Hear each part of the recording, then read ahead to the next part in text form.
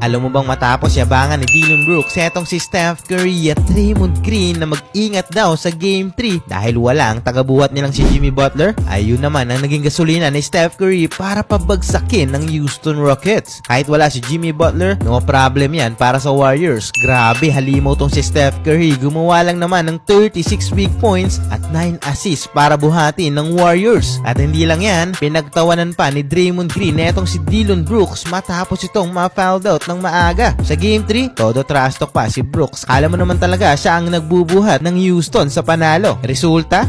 Naging katatawanan siya lalo kay Draymond Green na walang sinayang na pagkakataon para asarin siya pabalik. At ang pinakamasakit pa dyan, home court pa ng Golden State Warriors sa Game 4. Ibig sabihin, mas lalo pang mabibigatan ng Houston kung hindi sila makakabawi sa game na to. Pero para sa'yo, makukuha kaya ng Warriors ang Game 4 kontra sa Houston Rockets?